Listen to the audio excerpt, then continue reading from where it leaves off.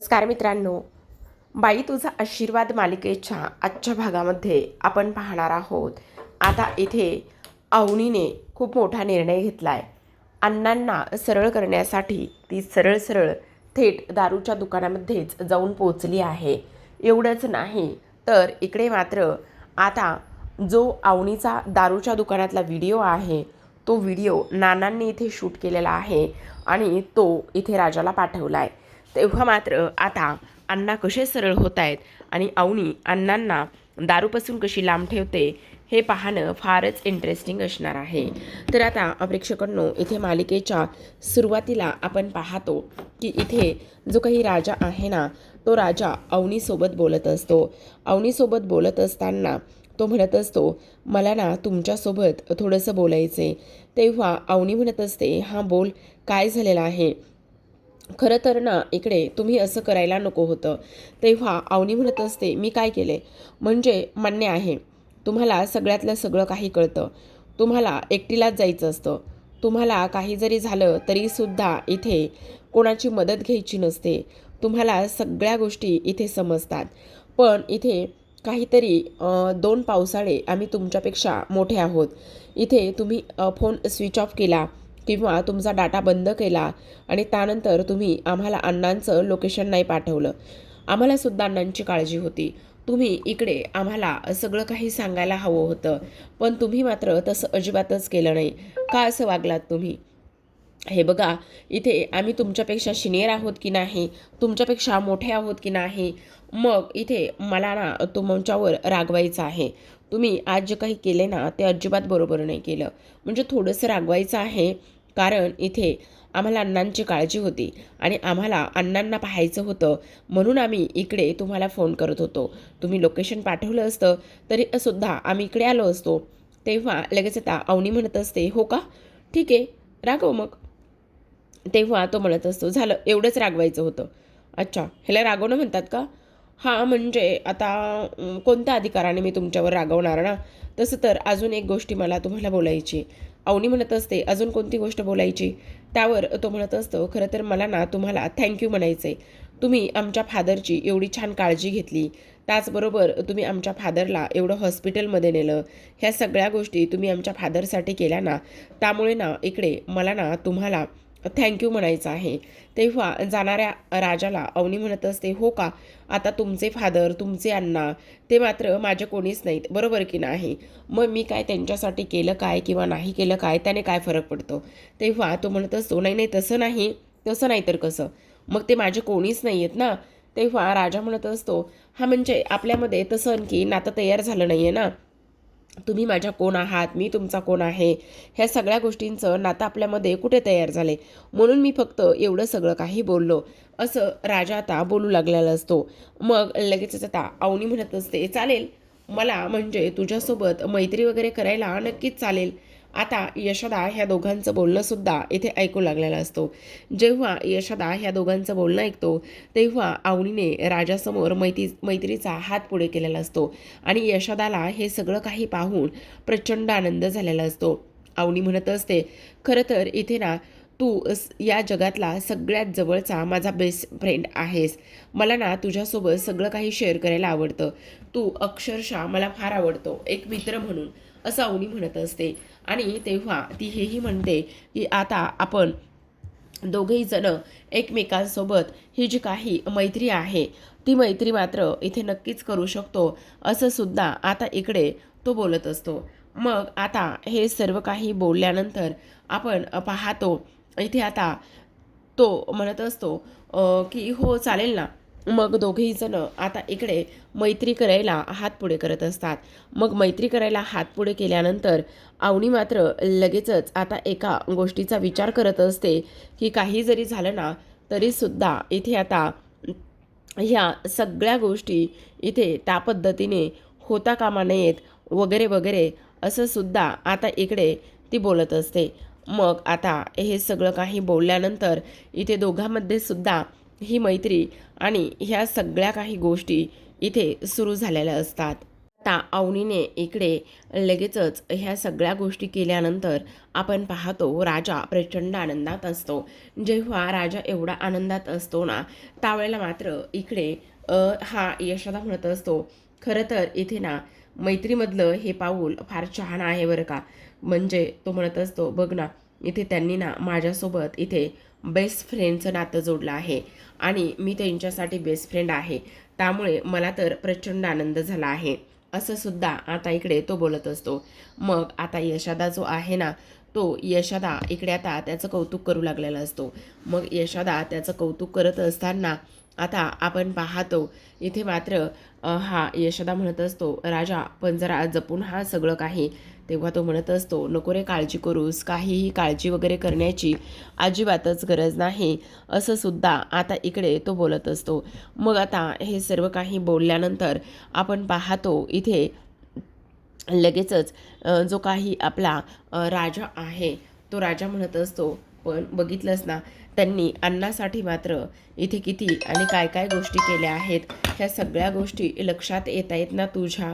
राजाच्या मनामध्ये आता इकडे मात्र बटरफ्लाय उडू लागलेले असतात आणि जेव्हा बटरफ्लाय उडू लागलेले असतात त्यावेळेला मात्र तो म्हणत असतो, आता असं म्हणतात की इथे प्रेमाचं पहिलं जे पाऊल आहे ना ते इथे मैत्रीतून सुरू होतं. मला तर ह्या सगळ्या गोष्टींचा फार जास्त आनंद झाला आहे. मला माहिती आहे लवकरच मी तुमच्या मनामध्ये सुद्धा जागा मिळवणार आहे, असं सुद्धा आता इकडे तो बोलत असतो. दुसरीकडे आपण पाहतो आता धनू अण्णांचे पाय दाबून देत असतो. जेव्हा तो अण्णांचे पाय दाबून देतो त्यावेळेला मात्र अण्णा म्हणत असतात, काय करावं, झोपच येत नाही आहे मला. ऐक ना धनू, हे घे तुला 200 रुपये घे, असं म्हणून ते त्याला काही पैसे देतात आणि पैसे दिल्यानंतर लगेचच म्हणत असतात, जाना माझ्यासाठी ज्यूस घेऊन ये, कारण अण्णांना तलफ झालेली असते.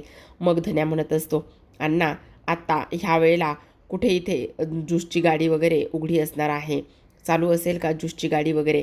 अण्णा हे बघा आता वेळ काय झाली, किती उशीर झाला आहे, अरे असं काय करतोयस अण्णा, तुम्हाला ज्यूसच प्यायचा आहे ना, तर थांबा मी एक काम करतो, घरामध्ये ना इथे इथे फळं आणलेले आहेत, त्या फळांचं मस्त इथे मी यशोदाला सांगतो तुम्हाला ज्यूस बनवून द्यायला, तो नक्कीच तुम्हाला इथे ज्यूस बनवून देईल, असं तो बोलत असतो. तेव्हा मात्र इथे अण्णा म्हणत असतात, वेडा आहेस का तू, हे बघ मला ते ज्यूस वगैरे असलं अजिबातच नको आहे.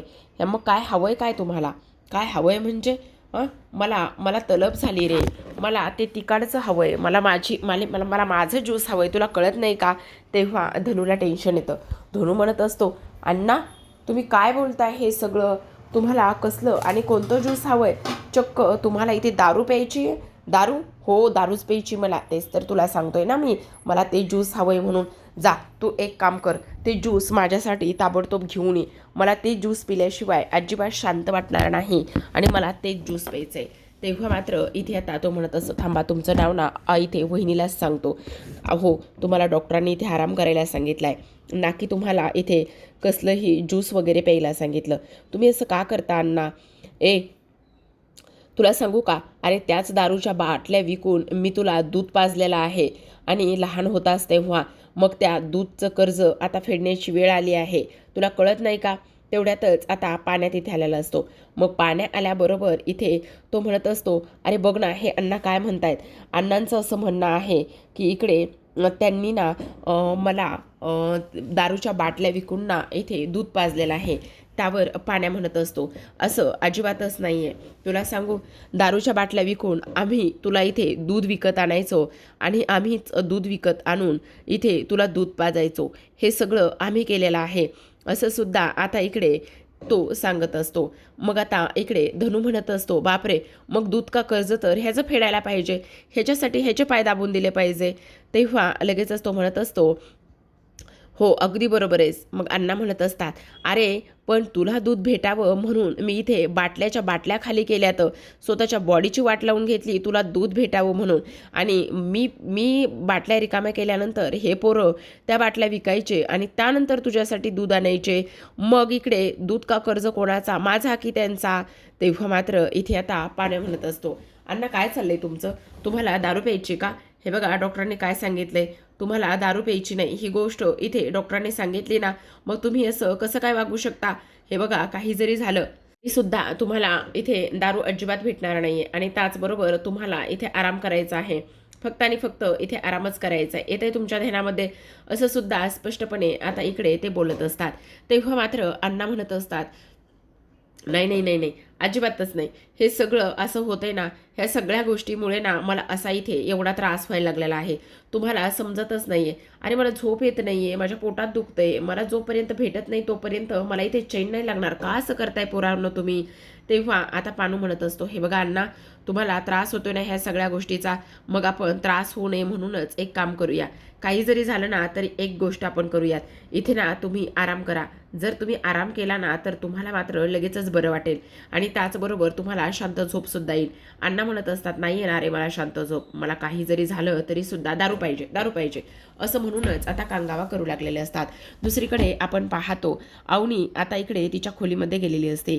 जेव्हा खोलीत जाते त्यावेळेला नमिताने आणलेली जी पिशवी आहे ती पिशवी मात्र इथे आता ती पाहत असते. कारण त्या पिशवीमध्ये काय आहे काय नाही ह्या सगळ्या गोष्टी आता इकडे तिला पाहायच्या असतात आणि त्यामुळेच इथे आता ती ती पिशवीतली चिठ्ठी पाहणार. तेवढ्यातच आता इकडे तिचा फोन वाजलेला असतो. मग फोन वाजल्याबरोबर आता लगेचच इकडे तो फोन उचलते. फोन असतो स्वातीचा. मग स्वातीचा फोन असल्या कारणाने आता इकडे ती तो फोन उचलते आणि बोलत असते. स्वाती म्हणत असते, अवनी हे बघ, तुला सांगू का, हे सगळं महेशने जे काही केलंय ना ते मुद्दामून नाही ग केलं. हे बघ, तुला असं वाटतं का की तुझा भाऊ एखाद्याचा खून करू शकतो, तुझा भाऊ एखाद्याला मारू शकतो? ह्या सगळ्या गोष्टी तुला अशा वाटतायत का? हे बघ, असं त्याने काही नाही केलेलं. तुला मी सांगते ना, प्लीज त्याला माफ कर ना. आणि तुला आणखी एक गोष्ट सांगते, काही जरी झालं ना तरीसुद्धा इथे तुझा भाऊ आहे. आणि अण्णा कशा आहेत ग आता? त्यावर आता इकडे अवनी म्हणत असते, आहेत, बरे आहेत, सुखरूप आहेत, देवाच्या कृपेने जिवंत आहेत असं ती बोलत असते. अवनी म्हणत असते, पण तुला एक गोष्ट सांगू का बहिणी, मी ना इथे काही जरी झालं ना तरीसुद्धा अण्णा इथे दादाला मात्र कधीच माफ करणार नाही आहे. कारण इथे तो माझ्या नजरेतून पूर्ण उतरला आहे असं सुद्धा इकडे आता ती बोलत असते. तुला सांगू, अगं इथे माझ्या ह्या सासरच्या लोकांचं एवढं मन मोठं आहे ना की त्यांनी त्याच्या विरोधामध्ये कंप्लेंटसुद्धा करायचं ठरवलं नाही आहे. ही गोष्ट त्याला इथे समजायला हवी असं सुद्धा आता इकडे ती बोलत असते. आता हे सर्व महेशनी बोलणं ऐकलेलं असतं. महेशनी हे सगळं काही बोलणं ऐकल्यानंतर आता मात्र इकडे स्वातीला रडायला आलेलं असतं. महेश मात्र काहीच बोलत नसतो आणि त्यानंतर मात्र इकडे अवनी कशी वागली, काय झालं, ह्या सगळ्या गोष्टी आता इकडे त्याला समजू लागलेल्या असतात. एवढंच नाही प्रेक्षकांनो, तर आता मात्र इकडे दुसऱ्या बाजूला आपण पाहतो अवनीने फोन ठेवल्यानंतर थोडीशी अस्वस्थ असते आणि तिथे जी पिशवीमध्ये चिठ्ठी सापडलेली असते ती चिठ्ठी ती पाहते आणि ती चिठ्ठी पाहिल्याबरोबर लगेचच वाचायला सुरुवात करत असते. मग त्या चिठ्ठीमध्ये लिहिलेलं असतं, हे बघ अवनी, तुला एक गोष्ट सांगू का, नमिता किडनॅप झाली, पण नमिताला ना इथे बाबा आणि महेश ह्या दोघांनी सुद्धा अजिबातच किडनॅप केलं नव्हतं. हा सगळा जो डाव आहे ना तो त्या विवांचा डाव होता. ह्या सगळ्या गोष्टीमध्ये इथे बाबांचा काहीच हात नव्हता. मी तुला खरं खरं सांगते, हे बघ, ह्यात काहीच खोटं नाही आहे असं इकडे त्या चिठ्ठीमध्ये तिने लिहिलेलं असतं. तुला सांगू का, बाबांना ना तुला भेटण्याची फार इच्छा आहे. बाबांना असं वाटतं की तू ह्या घरी परत यावीस म्हणून.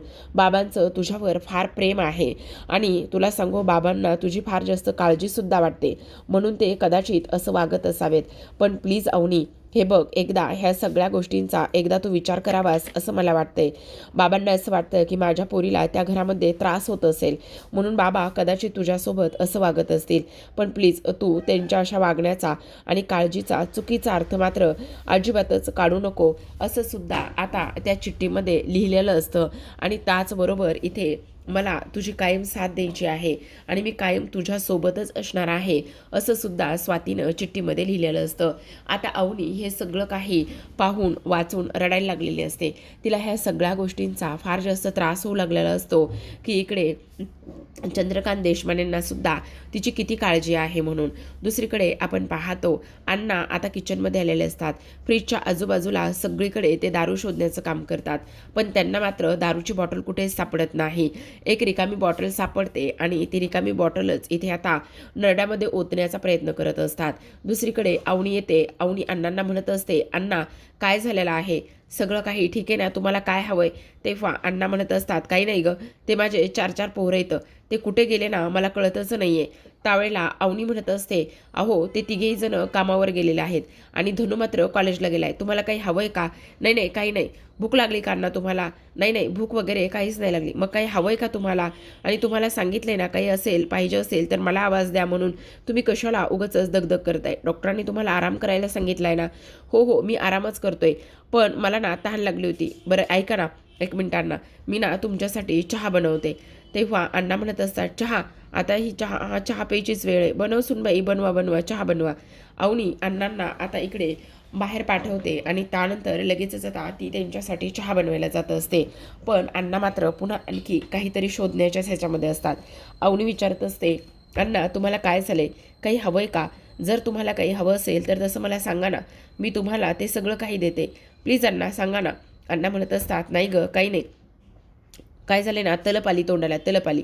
तलप आली मग चहा बनवू का? थांबा ना, मग मी तुमच्यासाठी बनवते ना चहा. असं म्हणून अवनी आता इकडे आतमध्ये चहा बनवायला जात असते.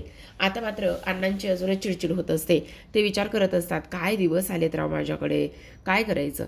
एकेकाळी मी नुसता दारू प्यायचो, पण आज मात्र मला साधी दारूची रिकामी बाटलीसुद्धा सापडायची म्हटलं तर सापडत नाही आहे.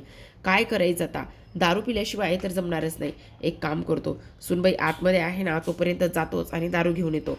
असं म्हणून बाहेर येतात तर धनु आलेला असतो. धनु अण्णांना म्हणत असतो, अण्णा काय झालं, तुम्हाला काही हवंय का?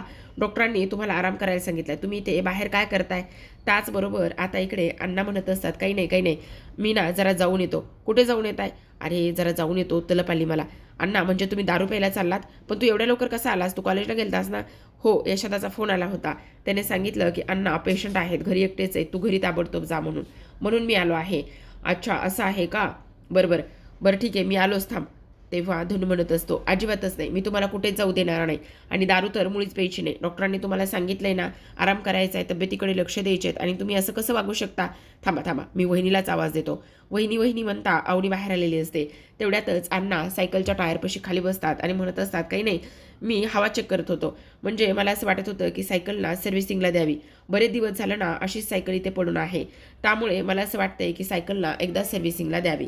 अवनी म्हणत असते, आत्ता यावेळेला सायकल सर्व्हिसिंगला द्यायची? अण्णा काही ह्या सगळ्या गोष्टी करण्याची काहीच गरज नाही आहे. का असं करताय? हे बघा, आणि तुम्हाला बरं नाही आहे ना, मग जर तुम्हाला बरं नसेल तर तुम्ही अशा पद्धतीने इकडे का बरं हे सगळं काही करताय? त्यावेळेला मात्र इकडे आता धनु म्हणत असतो, तेच तर मी इथे सांगण्याचा प्रयत्न करतोय, ह्या अशा का करतायत म्हणून, तेच मला काही कळत नाही आहे. आता वहिनी तुम्हीच एकदा हे सगळं काही सांगा बरं, यांना कळायला हवंय ना. मग आता मात्र इकडे अवनी म्हणत असते, अण्णा तुम्हाला त्रास होईल ना, टाके ओले आहेत आणखी, आत्ताच्या आत्ता आतमध्ये चला आणि आराम करा बरं, चला पटकन. तर आता अण्णा म्हणत असतात, अगं मी तेच सांगत होतो सुनबाई, मला आराम करायचा आहे, पण इकडे ना सायकलला बघावं असं वाटत होतं.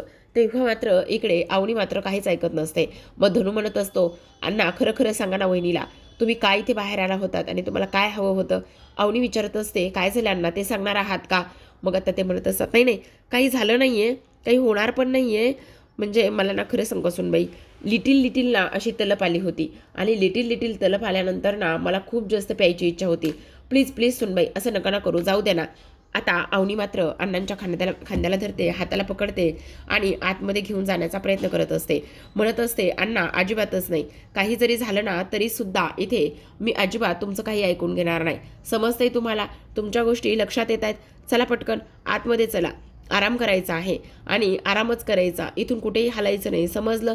चला झोपा इथे. असं म्हणून आता अवनी मात्र अण्णांना आतमध्ये खाटावर घेऊन येते आणि त्यानंतर त्यांना तिथे आराम करायला सांगत असते. आता मात्र इकडे धनुला अवनी म्हणत असते, धनु तू एवढ्या लवकर कसं काय आलास, कॉलेजला गेला होतास ना? तेव्हा मात्र इथे धनु म्हणत असतो, हो वहिनी त्याचं काय झालं ना, यशोदाचा फोन आला होता, घरी पेशंट आहे ना मग तुम्हाला एकटीला जमणार आहे की नाही म्हणून इकडे दादाने मला सांगितलं की तू हाफ डे घेऊन घरी जा, म्हणून मी अर्ध्या कॉलेजमधूनच परत आलेलो आहे. तेव्हा अवनी धनूला म्हणत असते, बरं झालं आलास बाबा तू धनू, आता एक काम कर, तू हातपाय तोंड वगैरे धू आणि जेवण कर. आणि त्याचबरोबर अण्णा आता इकडे हे दोघेही जण आतमध्ये निघून गेल्यानंतर कळवळू लागलेले असतात, त्यांना त्रास होऊ लागलेला असतो. म्हणत असतात, खूप पोटात दुखते, माझ्या पोटात दुखते, काय करावं ते मला समजतच नाही, काय करू आता मात्र इकडे समजतच नाही. आता हे सगळं दारूमुळे होतंय ही गोष्ट ह्या दोघांच्याही लक्षात येते. मग ही गोष्ट दोघांच्याही लक्षात आल्याबरोबर आता धनू म्हणत असतो, आमच्या अण्णांना समजतच नाहीये, बघितलं ना आमच्या अण्णा कसे वागतायत म्हणून. खरं पाहायला गेलं ना तर इथे मात्र ह्या दारूमुळे सगळा संसार उद्ध्वस्त झाला आणि सगळा संसार उद्ध्वस्त होऊन सुद्धा इथे आमच्या अण्णा अशा पद्धतीने वागतायत, इथे आमच्या अण्णा असे वागतायत ना, त्यामुळे ह्या सगळ्या गोष्टी होत आहेत. काय करायचं ना कळतच नाही. बघितलं दारूमुळे सगळा संसार व्हायला गेलाय, ह्यांच्या तब्येतीची सुद्धा सगळी वाट लागली, पण आमच्या अण्णा इथे काहीच ऐकून घेत नाही आहेत. काय करायचं वहिनी काहीच कळत नाहीये असं म्हणून आता अवनीला सुद्धा अण्णांची ही अवस्था पाहवत नसते. तर आता प्रेक्षकांनो आजच्या भागामध्ये एवढंच. उद्याचा भाग पाहायचा असेल तर नक्की चॅनलला सबस्क्राईब करा. उद्याच्या भागामध्ये आपल्याला असं पाहायला मिळतंय की आता अवनी मात्र अण्णांना धडा शिकवण्यासाठी बाहेर पडलेली असते. थेट ती इथे दारूच्या दुकानामध्ये जाते. तोंडाला स्कार्प धरलेला असतो, अर्धवटच तोंड उघडं असतं, पण नानांनी मात्र अवनीला जाताना पाहिलेलं असतं. ते ओळखतात की ही राजाचीच बायको आहे, पण इथे ही दारूच्या दुकानात काय करते म्हणून आता लगेचच इकडे त्यांनी इथे राजाला कॉल केलेला असतो आणि राजाला म्हणत असतात, अरे राजा म्हणत असतो, आज तुम्हाला माझी शेवटी आठवण आलीच ना, मला माहीत होतं ना तुम्ही मला फोन करणार. अरे राजा ते सगळं काही बाजूला ठेव, मी काय म्हणतो ते ऐक. काय? अरे तुझी बायको दारूच्या दुकानावर आली आहे. काय? माझी बायको दारूच्या दुकानावर? हो, मी आत्ता माझ्या उघड्या डोळ्यांनी पाहिले तिला दारूच्या दुकानामध्ये जाऊन दारूची बाटली खरेदी करताना. ओ अण्णा, ओ नाना, काही काय बोलताय ओ उगाचच, माझी बायको दारूच्या दुकानात कशाला जाईल? अहो दारू तर काय, त्यांना सध्या दारू पिणाऱ्या माणसासुद्धा राग आहे. अरे तुला खोटं वाटतंय का? थांब मी तुला व्हिडिओ पाठवतो. असं म्हणून आता नानांनी इथे राजाला व्हिडिओ पाठवलेला असतो आणि त्या व्हिडिओमध्ये अवनी स्पष्टपणे दारू घेताना दिसत असते. आता हे सगळं काही पाहिल्यानंतर राजाला तर धक्काच बसतो की अवनी इथे दारूच्या दुकानात का गेली आहे आणि त्याचबरोबर चक्क ह्यांनी दारूसुद्धा घेतली आहे. आता मात्र ह्या सगळ्या गोष्टींचं काय करायचं असा राजाच्या मनामध्ये विषय सुरू असतो. तर आता प्रेक्षकांनो इकडे आजच्या भागामध्ये हेच, कारण आता अवनी ही दारू घेऊन अण्णांसोबत दारू प्यायला बसेल का किंवा अण्णांचा माज उतरवून आता त्यांची खोड मोडेल का, हे पाहणं फार कमालीचं आणि इंटरेस्टिंग आहे. तर अशाच नवनवीन मालिकांचे अपडेट्स आणि रिव्ह्यू जाणून घ्यायचे असतील, पाहायचे असतील तर नक्की चॅनलला सबस्क्राईब करा आणि पाहत राहा बाई तुझा आशीर्वाद.